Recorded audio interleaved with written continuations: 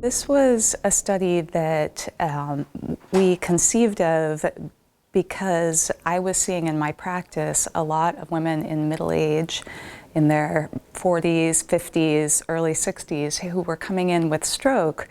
And many of them did have cardiovascular risk factors, but a lot of them had this history of having had preeclampsia in a prior pregnancy. And I'm very interested in preeclampsia and its cardiovascular and cerebrovascular risks, both in the short term and the long term. And we know from a lot of other literature that women who have had preeclampsia in their pregnancies have heightened cardiovascular risk in general. They have a greater risk of developing chronic hypertension, greater risk of developing heart failure, myocardial infarction, and stroke. And so the question is, should these women be treated differently with primary prevention?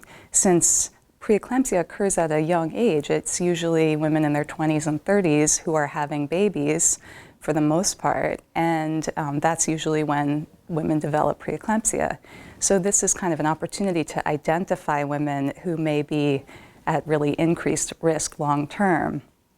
And so unfortunately, a lot of the prospective cohort studies that have looked at cardiovascular risk, including stroke, have not really included the obstetric history as part of the questions that they ask in their questionnaires. So for example, the Framingham study, where a lot of our risk scores come from that study, did not include that in their history. The original Nurses' Health study, which is another really important study of cardiovascular risk, also didn't include it, and the Women's Health Initiative also didn't include it in their questions. But there are a few studies that did, and one of them is the California Teacher Study, which has been going since 1995 and studied over 100,000 teachers in California prospectively over that period of time. And to their credit, they did ask about obstetric history early on. So we knew whether these women at least had self-reported a history of preeclampsia.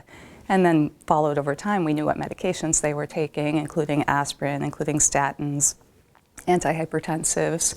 And then we knew the outcomes because those are tracked through the California Teacher Study, including stroke and TIA and other cardiovascular outcomes as well. So we took a look just to see whether the women who had early on identified themselves of having this history of preeclampsia and then went on and for whatever reason were put on aspirin as primary prevention before having had any cardiovascular event, if that would lower their risk of stroke. And what we found was interesting, which was that, first of all, overall, a history of preeclampsia, even after adjusting for all the other risk factors, did increase the risk of future stroke overall, about 30%, even after adjusting for everything. But in the younger group, I was particularly interested in stroke before the age of 60, because that's what I'd been seeing in my practice. And in that younger group, what we saw was that the women who were not taking aspirin had about a 50% increased risk of having a stroke before the age of 60. But the women who were, for whatever reason, taking aspirin, that risk was no longer there. They didn't have any increased risk.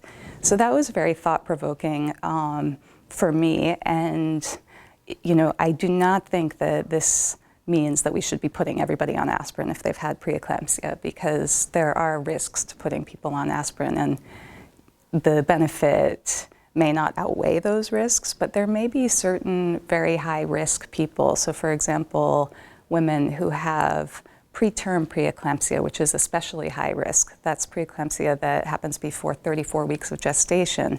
We know that those women have a very heightened risk of cardiovascular events, including stroke later in life. And it could be that those women might benefit. Really the only way to know is to do a randomized trial. So this is observational data, and we can't change our practice based on that, but it's certainly thought-provoking and hypothesis-generating for a future trial.